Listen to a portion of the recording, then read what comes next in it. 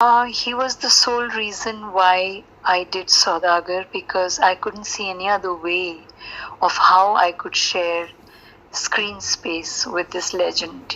He was the sole reason, and Subhashji knew that there's not much of a role for me in Saudagar, but I wanted to do it because I just couldn't lose the opportunity of working with Dilip Sahab. It was something like a lifetime opportunity for me. Right. Minuscule opportunity, but I couldn't miss out on it. Right. You know, Um, I just wanted to watch. I remember being on the set and just watching him prepare for his scene.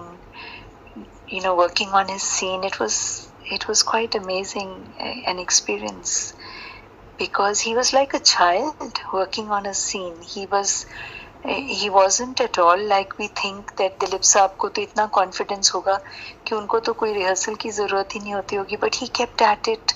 He would take his scene, he would stand on one side, he would keep repeating, rehearsing his lines. छोटी छोटी भी जो लाइनें मैंने उनको rehearse करते देखा, and it was so surprising and such a learning for me. yeah. To see such a legend work so hard still after so much of experience. और उनकी जो contribution है, his the work he has done, he is an inspiration for Indian cinema for all times. It's not like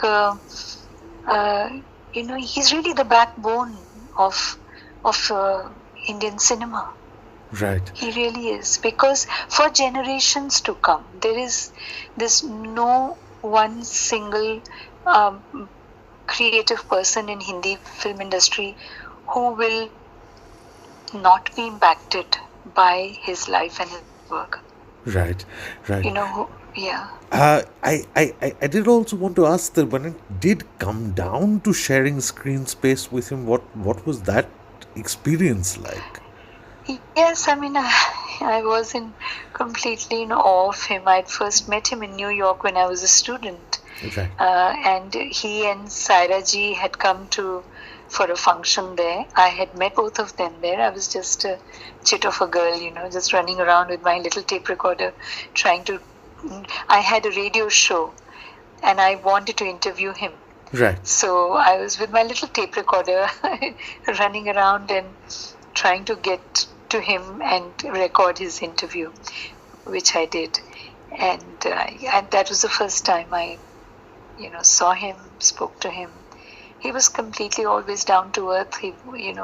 Whenever I met him, even in functions or otherwise, whenever there was an occasion where, he was present, I always found him so endearing, very humble, extremely down to earth. He was so approachable. There were many qualities, it's difficult. And then during Saudagar, when we were shooting in Manali, the opportunity to sit with him and Rajkumar ji and, Subhash ji, you would, ask us to come and be with, Sham ko jaise they would sit after work in Dilip Sahab's room, and he would say, well, come both of you, Manisha, me, and listen to them, just hear them, just be around, see what they, how they reflect upon life, what they talk. And it was quite awesome, the whole experience. Apart from that, he was he was the finest actor we've ever known, and we will ever know. The finest, क्या मतलब महीन काम किया करते थे, इतनी बारीकी में, इतना napatula, whatever characters he picked up, whatever he played, whatever. Right.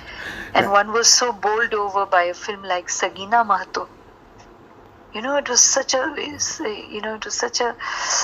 thrilling experience to watch him in a film like that. Where you had seen him in Andaz and other films where he was the tragedy king. Yeah. And then to see him in Ganga Jamna, in Sagina Mahato, I mean, beautiful.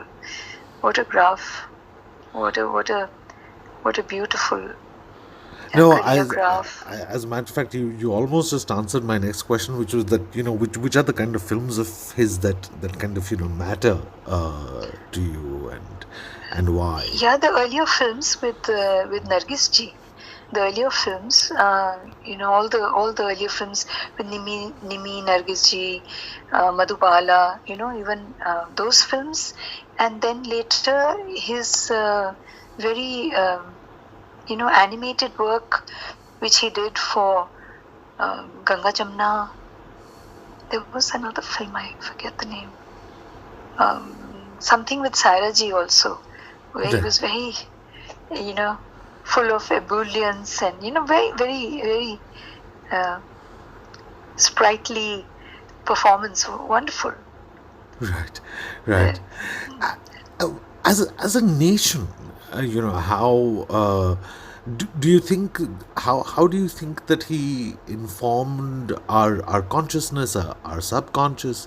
He obviously, I mean, his performances start way back and go on till about the 90s. How do you think he has impacted us as a nation? There was this depth to his personality, which we also, kind of grew up on. When he sang, when he delivered a dialogue, we believed, we never felt that he's acting.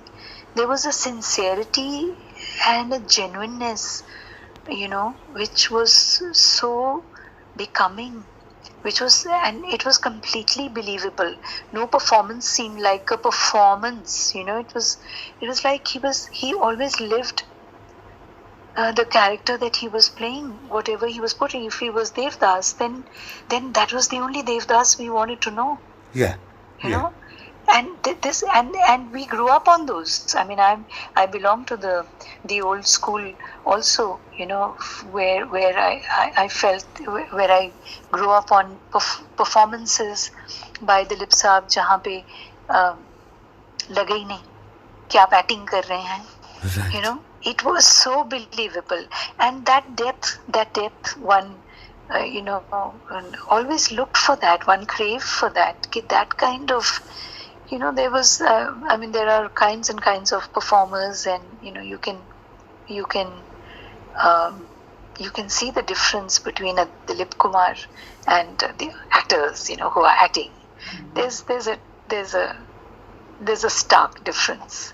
Right. And it's beautiful to have lived in the era where he lived, he worked, he impacted our lives. He impacted our thought process also. Right. To look for that kind of depth in life, in your work, we wanted to be that.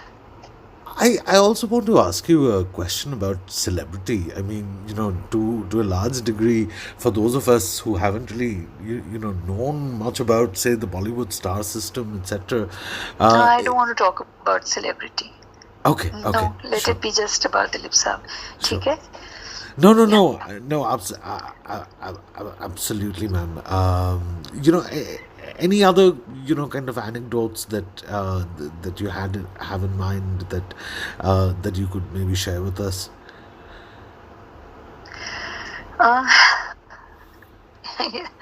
mean, there's when I met him in New York, when I first reached out, he was like, he was unki Urdu.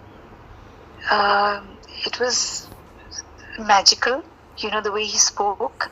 Yeah. So in my silly head, as a giddy-headed youngster, I felt that he speaks such absolutely perfect Urdu, and इतनी ज़बान कमाल की है कि वो English थोड़ी बोलते होंगे. Right. So I called the hotel when I got through to him. I managed to get through to him. When I called him, he picked up the phone on the other side, and I said, can I speak to Mr. Dilip Kumar? And he said, I'm Dilip Kumar. I said, Right. no, I'm calling for some work. I need to come and interview him. I've made an appointment. And he said, yes, go ahead and tell me. He was speaking sort of, wonderfully in English as well. And I didn't believe that. I was so stupid. I didn't believe that he could speak as English as well as his Urdu. Right. And I said, no, you're not Dilip Kumar, you're just pulling my leg. He said, I am Dilip. I said, please, can you stop fooling around? Can you please get Mr. Dilip Kumar on the phone because I have an appointment with him. He said, how can I get him on the phone when he's already on the phone? बाद में he pulled my leg for it. He said, you I said, I'm so sorry. I knew I'd made a fool of myself. Yeah. Which year was this? Was this like what year? Was it when? This was in the 70s. Yeah, this was in the 70s. Just before I came here. I came to India in 78. Right. This may be 76, 77. Right. 75, it could be 75 also, yeah. Okay. You were speaking about his speaking in Urdu. I've seen a video of his in Pakistan where he is reciting the most beautiful Urdu poetry, and it seems almost impossible that something like that would happen again. And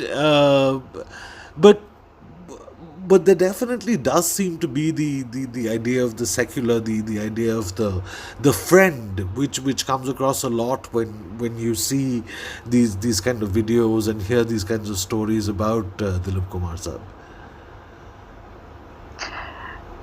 Yeah, this what you just said reminded me of a recording I had because I used to do this radio program in my student days. Yeah. There was this LP. There was a record. I don't remember वो कौन सा record था, long play.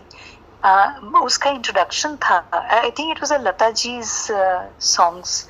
It was a collection of Lata ji's songs, and it was a concert in Royal Albert Hall. Concert हुआ था Lata ji का, and it was in I don't remember what year it was, but it was Dilip Saab's voice introducing Lata ji on the stage for her first concert abroad, and when he spoke, we would keep pulling the needle up and placing it back on the edge to hear him introduce Lata ji on the stage before she came and started singing.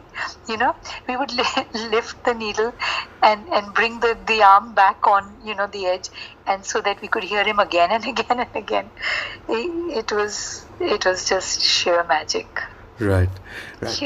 Hearing him speak. Yeah. In the end, I would like to ask you that on actors like you or actors that followed Dilip Saab, how does one really kind of still see his impact on acting in itself in India, especially? His impact will never be able to. I mean, it will never be ever wash off, because his impact is, उसके ऊपर तो पूरी industry कायम है. Right. He set the foundation for all actors to come, or for all times. Right. Yeah, that inspiration, that kind of presence, that kind of genuineness. Every actor wants to achieve that. Right. They don't get roles written in a way that they can, probably, but every actor aspires to be as genuine, and I mean, एक dream होता है ना कि I should be as believable as a Dilip Kumar. Right. It will always be like that. Right. Thank you so much. Thank you so very much, ma'am.